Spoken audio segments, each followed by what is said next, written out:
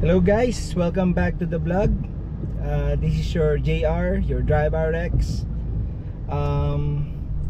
Ngayon medyo harap tayo sa camera, no? Para at least makikita nyo ako face to face, no? Ang pag-usapan natin guys ngayon, no, yung pag-handle ng sasakyan during this pagmasungit yung panahon, no? Anyway guys, this car is 2025 Montero Sport GLX MT. Si Drive RX is your commentator when it comes to real world driving, no, experience. First hand natin to guys, no, sa atin tong sasakyan.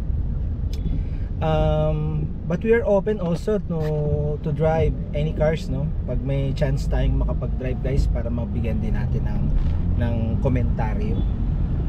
Anyway guys, today is no, nasa July tayo ng 2025. Ipapapanood pa tong video in the future. Medyo tagulan ngayon guys. So ang pag-handle ng sasakyan kasi ngayon is medyo mas maingat dapat compare sa normal na araw. But anyway, good points lahat when it comes to Montero Sport kasi mataas yung ground clearance niya. Hindi ka kinakabahan kung meron at least mga gutter deep, no, may susuong mo yung sasakyan. Malaki yung sasakyan guys, so hindi tayo kinakabahan when it comes to mga, lalo dito sa Manila, no, may mga part na konting ulan bumabaha guys, no, so medyo dapat mas maingat pa yung ating safety driving, no. Talagang safe na safe yun guys. Anyway, masaya yung pagdadrive nito guys kasi parang confident ka na kahit na ganito masungit yung panahon, madadala mo, no? So that's good points when it comes to Montero Sport. For those na gumagamit ng ibang sasakyan right now, yung mga naka small car natin like again Wigo, mga hatch, no, tsaka yung mga sedan like Vios, and also the MPVs guys, no. So those cars po, mas okay din talagang gamitin yung mga sasakyan natin, lalo kung hindi naman yung first choice natin, ano. Ang akin lang kasi is ibinibigay ko lang yung comment ko sa SUV na to. Anyway guys, meron akong mga past video before's na kung meron mang sasakyan na ang hawak nyo ngayon is like MPV, no guys, so that's blessing talaga, no. Maibibigay din naman yung ating needs, no, ng sasakyan, no? Especially ang kailangan lang naman natin sa sasakyan is may hatid tayo from point A to point B. Kumbaga kahit papaano service natin sa work, no. Like me, no, daily drive ko to actually guys. Mostly nakagawa tayo ng video pag off guys, no? Kasi pag medyo busy-busyhan tayo, hindi tayo makapag-video. But anyways, if you like this video guys, I hope you subscribe and help us grow, no. Ang channel natin ay very young, no, pasibol pa lang, kumbaga guys, pasibol pa lang. So help us grow. Kung meron kayong gustong pag-usapan, may tanong kayo, comment lang kayo guys, no. Pag magawa natin ng video, I will shout out nyo na lang, no, kung ano man yung tanong nyo. Sa fuel economy naman nito guys, when it comes to city driving, nagre-reply naman ako guys. For me as personal drive ko ito, lagi kong mini-maintain ito guys, no, so around 2,000 RPM. So ayaw nating humigit dyan kasi nga pag ang alam ko before sa previous car namin, automatic yun guys. Pag nakalit yung green light, so ibig sabihin nasa ano ka, no, nasa economy side ka ng paggamit ng gasolina or diesel. So same lang naman yan guys pagdating dito sa ating Montero Sport. So matipid siya pag nandun tayo sa green lines, no? So mostly that's 2,000 RPM below, no? So yun lang ang gawin nyo guys para makatipid-tipid kayo. Anyway, city drive more or less mga 12 km lang naman ako per day. Balikan na yun guys. Actually, ang nakukonsume ko siguro is around 2,500 no to 3,000 siguro. Lagi lang akong stick sa around 4K na paglalagay ng diesel kasi ayokong nasasaid yung diesel, guys. At least merong 1 port sa bar no na nakalagay. So yun lang naman. Kung gusto natin makatipid, syempre kailangan nandun ka lang sa yung pag-apak mo is more on the magaan ba. Personally, guys, naka Crocs. Kasi yung Crocs magaan siya sa paa, komportable siya sa paa, and hindi masyadong mabigat yung apak mo. Syempre logic lang no, kung mabigat yung sapatos mo, hindi naman sa yung mga naka-safety shoes or basta mabigat ang shoes no. So most probably mas madiin yung apak mo. Kasi syempre medyo mas matigas sa apak mo, di ba? Anyway, guys, hindi kasi nakaharap yung camera no. Hinarap natin ngayon sa atin. Nandito tayo sa Blooming Treat. So naririnig nyo, guys, nagbubusinahan talagang ganito rito, guys. Normal lang yan dito sa Manila. Well, again, driving Montero Sport in harsh situation like this no, yung maulan, mabagyo no. Kasi yung panahon natin ngayon, hindi natin masabi eh. Maaraw no, naglaba ka no, nag-car wash ka, tapos biglang ulan. Medyo na, guys no, nasa end of days na yata talaga tayo no? Kung naniniwala man kayo sa ganun, guys, so parang nandun na tayo sa time na yun. Medyo harsh na yung ating environment. Anyway, guys, ingat kayo sa mga aspalto, lalo pag bagong buhos yung ulan. Kasi yes, makapit yan. But then pag medyo bagong ulan no, yung mga ali-alikabok, mga langis-langis, hindi pa nawawash out. So medyo mas yan no, mas madulas yan, guys. Mas madulas yan, kaya ingat pa rin tayo. So shoutout sa mga mahilig dumaan sa lugar na to no. Bata pa lang ako, guys, sinadaanan ko na to. So talagang tayo.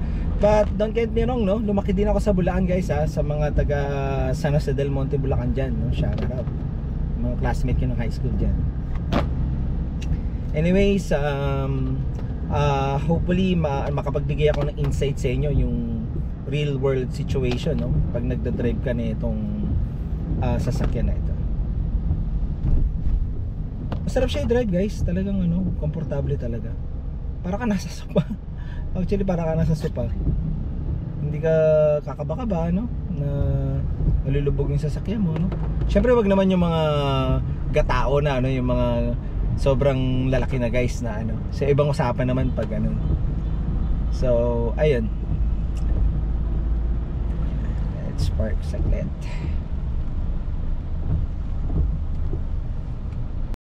So yun, guys no, lang tayo no, CR break lang tayo dito sa Petron. Maulan, guys, so medyo nabasa-basa tayo outside. But then tuloy lang natin yung kwentuhan natin, guys no. Yung paggamit kasi nitong Montero Sport, for me napaka-beneficial niya no, kahit na man yung situation ng weather no. Pag maaraw, okay din siya. Anyway, guys, nagpalagay pala kami ng nito no, ng ceramic.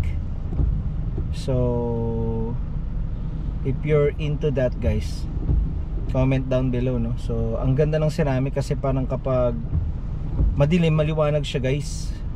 Pero hindi naman super dark na hindi ka nakita sa loob, pero mas dark din siya tingnan pag nasa labas. Especially itong amin, yung ginamit namin is super dark, pero pansin ko parang kita ka pa din sa loob.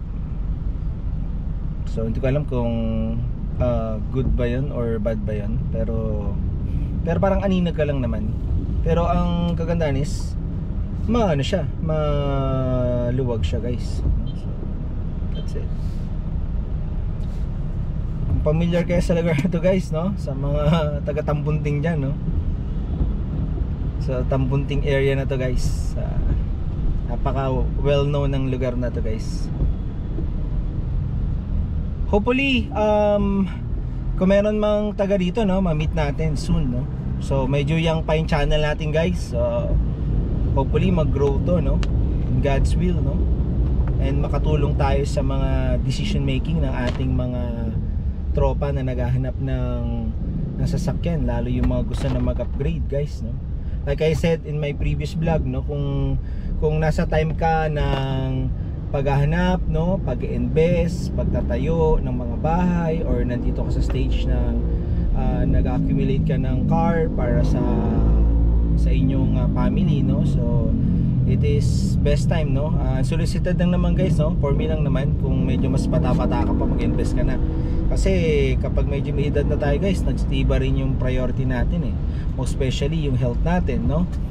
Anyway, guys, nasa health nasa health section tayo, kaya medyo maingat tayo sa ating kalusugan. So kung may focus man or ano man, nandyan tayo sa part na yan, no? Kung may tutulong ako sa inyo, guys, just comment down below, gawan natin ng video. So guys, this is the first video, no, na humarap ako, no, kasi napansin ko kailangan may interaction tayo kahit papaano.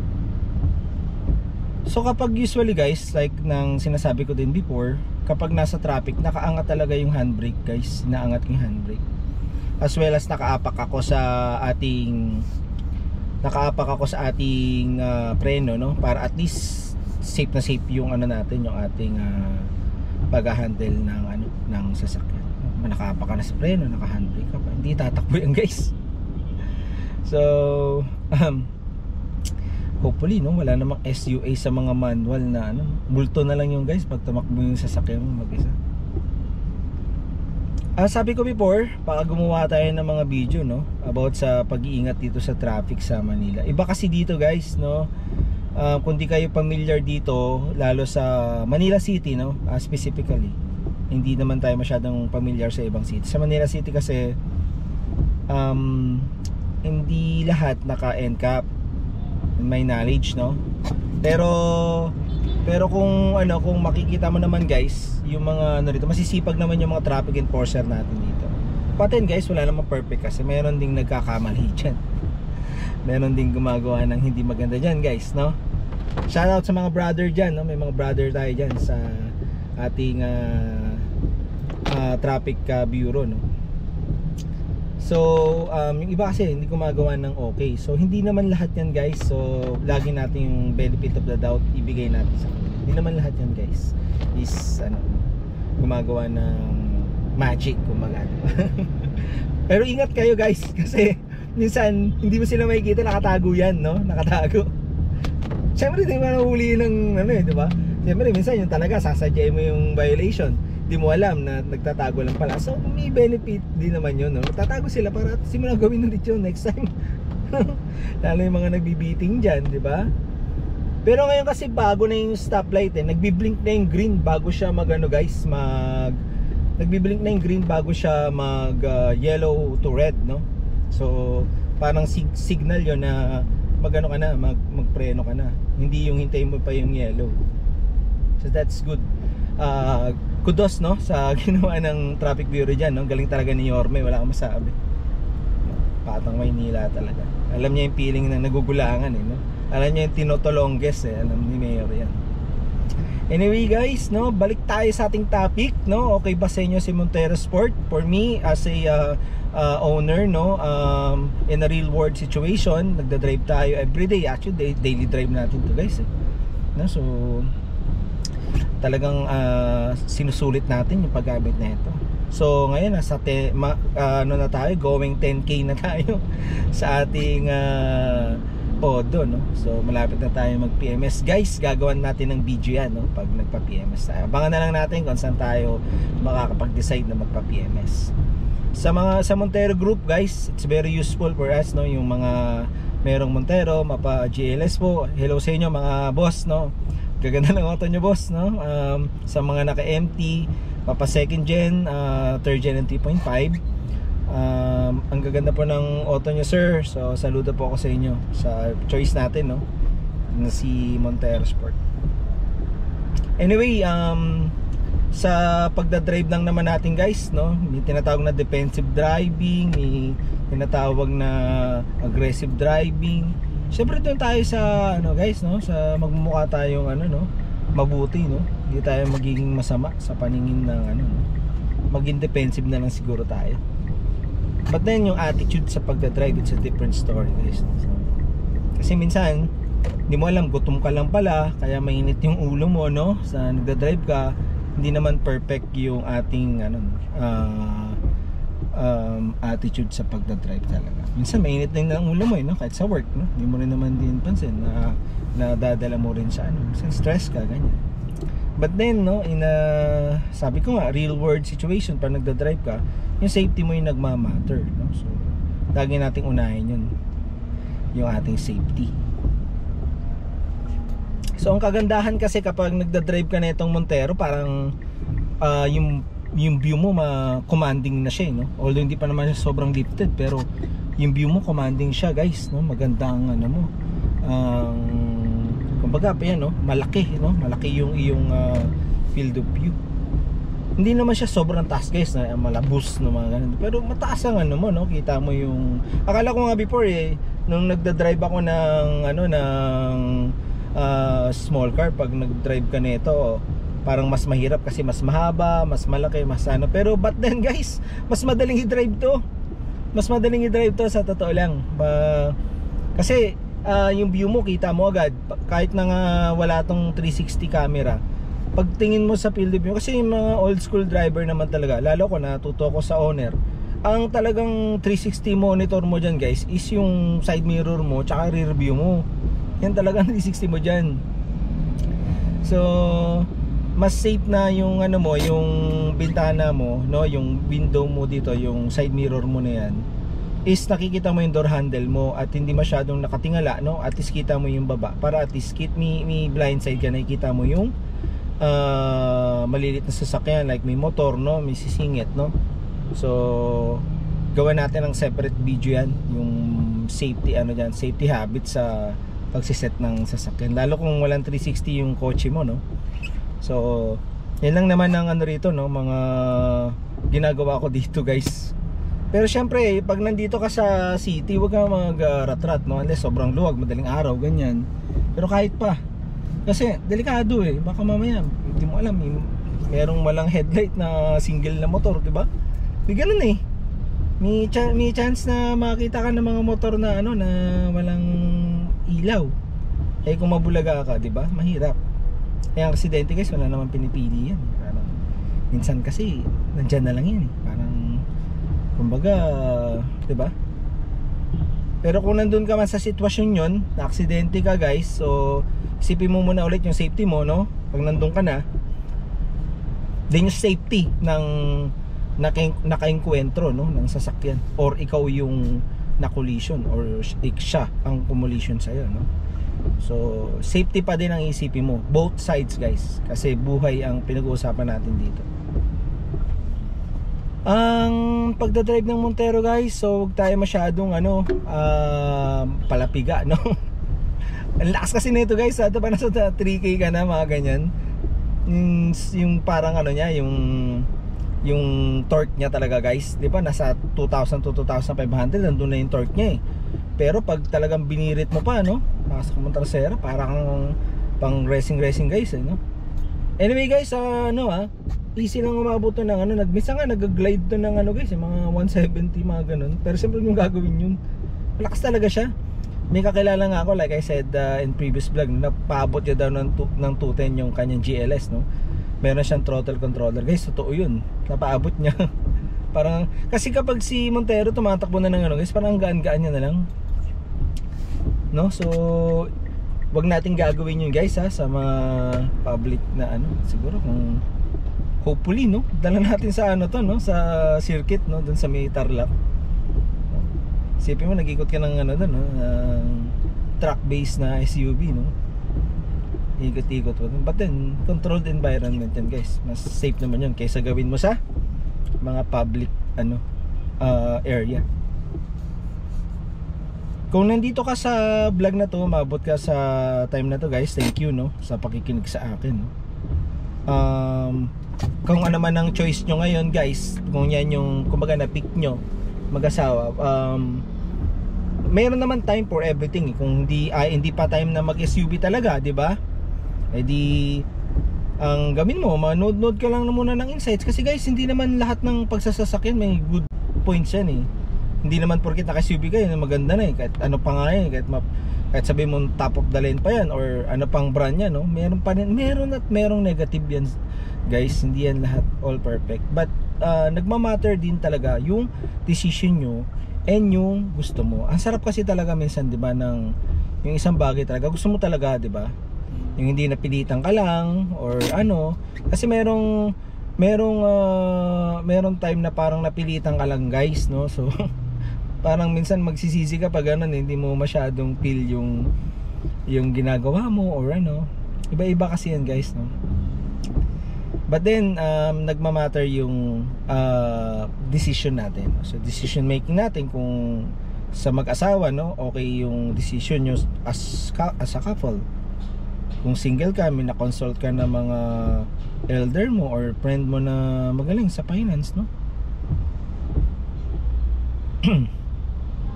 Ang sarap magdala ng ganitong sasakyan, no? So yung safety mo parang mas kasi malaki, 'di ba? Kahit papaano. Kung man ang banggaan, medyo sige, nakita ko yung video yung ano, yung lumipad yung, di ko alam kung basta pickup truck, tapos napatungan niya yung ano, guys. Napatungan niya yung napatungan niya yung Wigo na Gen 1, parang ganun, guys, na UP. So medyo yun lang yung medyo scary, no? Scary lang sa ano, sa pag ano, medyo maliit yung sasakyan. But guys, na-enjoy ko yung ano namin, small car namin before talaga.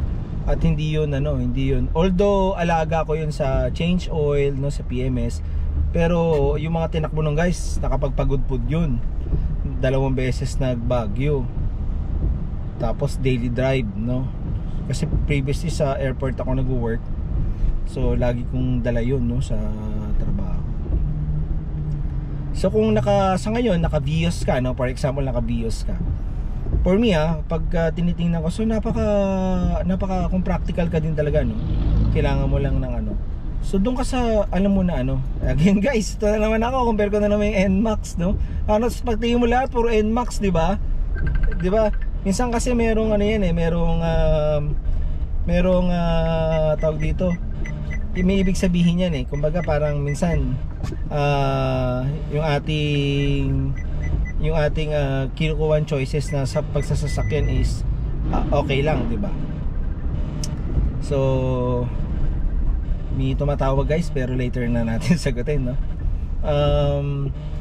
Yung ating pagsasasakyan kasi, yung nandiyan ka, let's say Vios, no, nandun yung iyong choice sa ngayon, or yun na talagang ginagamit mo, guys. It's a good choice, no? 'Di ba? Parang kung napag-isipan mo mang. Kasi nga halos saan ka tumingin, lahat 'yan meron 'yan. 'Di ba? Meron 'yang, kumbaga meron 'yang kumbaga magagawa mo 'yan, kumbaga magagawa mo 'yang kung ano man yung ginagawa mo ngayon, no, na point A to point B, magagawa mo talaga siya as in nang wala kang pinag-iisipang ano, wala kang pinag-iisipang mangyayari, no? So hopefully, guys, no, nakatulong yung insights ko sa inyo. Kung ano man yung choice nyo ngayon, kasi nga syempre kung namimili, medyo mahirap yan, guys, ang ano na yan, nandyan lahat, masaya, tas ang hirap mag-decide. So halos lahat, no, pag nandiyan ka sa situation na naghanap ng sasakyan, exciting kasi lalo pag palabas na yung sasakyan, na-excite ka, no, lalabas na yung sasakyan, gano'n na yan. So hopefully makuha nyo kung ano man yung dream car nyo, no, kung ano man yung sa ngayon is pinagpaplanuhan yung sasakyan talaga, no. Hopefully, guys, makakuha natin yun, no, kasi necessity sa ngayon ang sasakyan, no? Although liability pa rin talaga siya sa mga financially speaking, but then kung kailangan mo talaga, guys, no, I think sa ibang bansa ang ginagawang bahay yung sasakyan eh. So pag ganun, di ba, parang ano na, no? May bahay ka na, may ano ka pa. So guys, thank you sa panonood, no? Yung ating commentary is very ano naman, linear lang naman tayo, guys, no? Ang inaano ko lang naman is makatulong sa inyo, no? And for those na mahilig sa ganitong videos, ng mga POVs, subscribe kayo, guys, no? We will make this better, no? Pag meron pa tayong mga time, no? Sabayan pa natin ng maraming research, no, for you, para at least maka-help tayo sa kung ano man yung inyong nilalayon na sasakyan, ano? So thank you guys sa panonood, and I hope to see you in my next one.